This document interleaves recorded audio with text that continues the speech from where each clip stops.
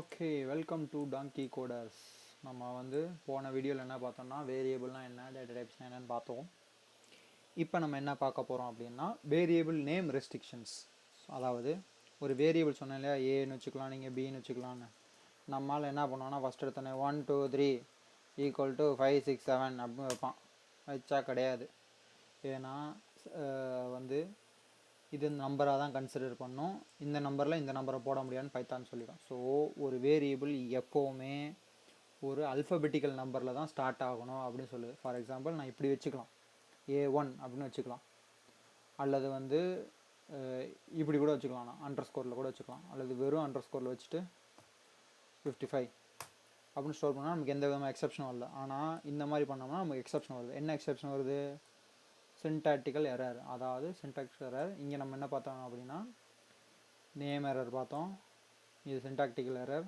Good not assign to literals அப்படிங்கிறது நான் சொன்னேன் இல்லையா, வேல்யூஸ், டேட்டா டைப்பில் இருக்கிற வேல்யூஸ். டேட்டா டைப் தான் ஃப்ளோட்டு.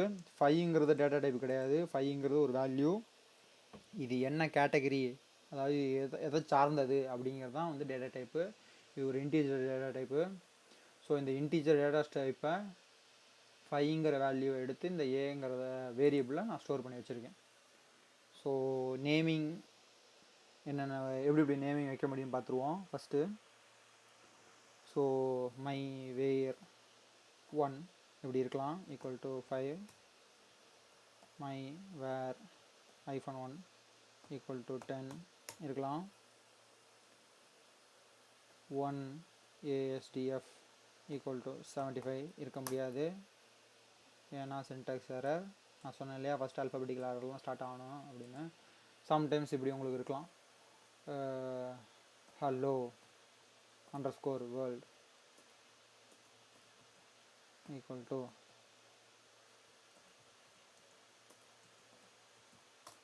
இப்படின்னு இருக்கலாம். ஸோ இந்த ஹலோ வேர்ல்டு அப்படிங்கிற வேரியபிள்குள்ளே ஹலோ வேர்ல்டு அப்படிங்கிற வேல்யூ இருக்குது. இந்த அண்டர்ஸ்கோர் எதுக்கு அப்படின்னா, பைத்தானில் இப்போ பொதுவாகவே என்ன பண்ணுவாங்கன்னா வேரியபிளுக்கு நடுவில் ஒரு அண்டர்ஸ்கோர் போட்டு அதை ஜாயின் பண்ணுவாங்க. இன்ஸ்டெட் ஆஃப் ஹலோ வேர்ல்டு அப்படின்னு சொல்கிறதுல இது உங்களுக்கு பார்க்குறதுக்கே ஒரு மாதிரி இருக்கும். For example I like Tongi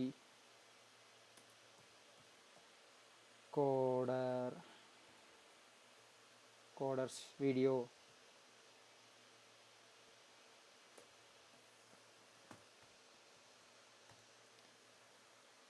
I like donkey coders video. இப்படியும் நீங்கள் வேரியபிள் நேம் வைக்கலாம். ஆனால் இது புரியுதா உங்களுக்கு?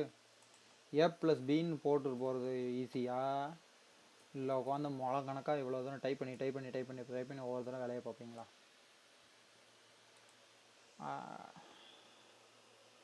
ஸோ அதுக்கு தான் வந்து வேரியபிள் நேம்ஸை அண்டர்ஸ்கோர் வழியாக பிரிக்கணும். அதேமாதிரி 2 வார்த்தைக்கு மேலே ஒரு வேரியபிள் நேம் இருந்துச்சுன்னா நீங்கள் அந்த வேரியபிளில் வந்து ஷார்டன் பண்ண ட்ரை பண்ணலாம். ILDK video, I like DK கூட நீங்கள் நிப்பாட்டிருக்கலாம்.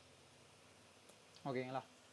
ஓகே, நெக்ஸ்ட்டு நம்ம போன ஆப்ரேஷன்லாம் என்ன பார்த்தோம்னா ஒரு ஆப்ரேஷன்ஸ் பார்த்தோம், கரெக்டுங்களா?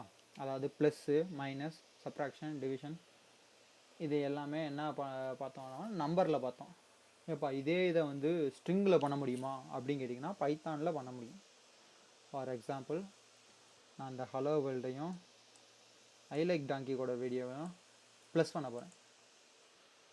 ஹலோ வேர்ல்டு, ஐயோ நீளமாக டைப் பண்ணிருக்கேன், plus I like donkey coders video.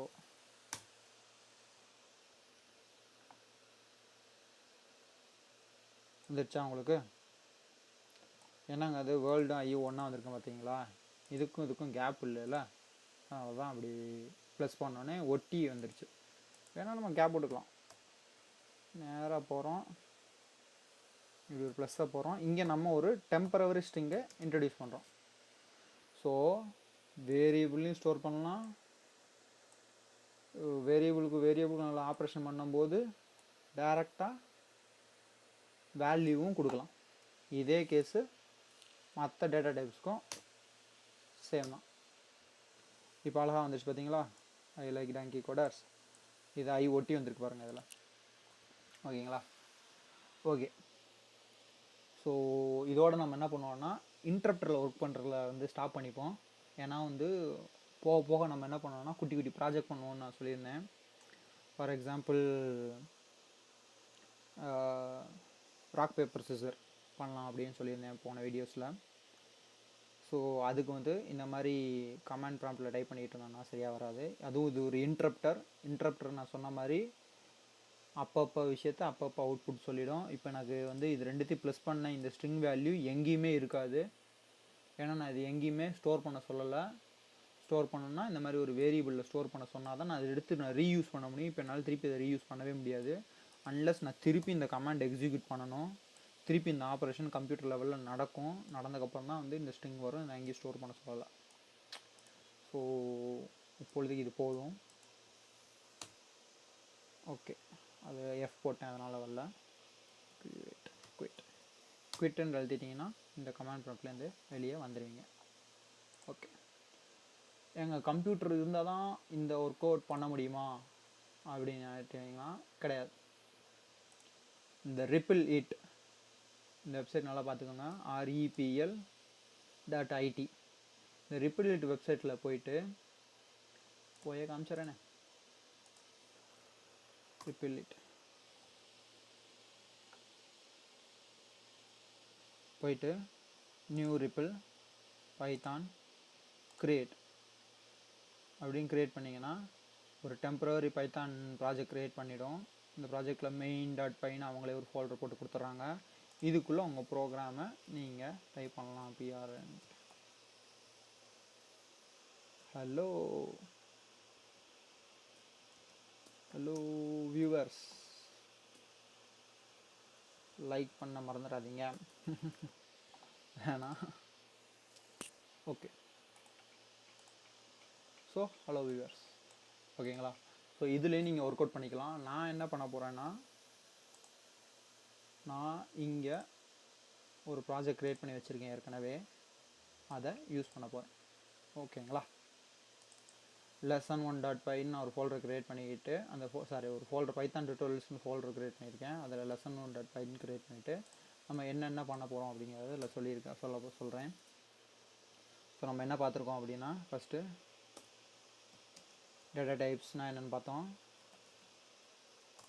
என்னென்ன டேட்டா டைப்ஸ் இருக்குதுன்னு பார்த்துட்டோம். வேரியபிள்ஸ்னால் என்ன பார்த்துட்டோம், வேரியபிள்ஸோட நேமிங் ரெஸ்ட்ரிக்ஷன் பார்த்தோம். அப்புறம் ஆப்ரேஷன்ஸ் பார்த்தோம். இந்த ஆப்ரேஷன்ஸை டீட்டெயில்டாக நெக்ஸ்ட் வீடியோவில் நம்ம பார்ப்போம். ஓகேங்களா?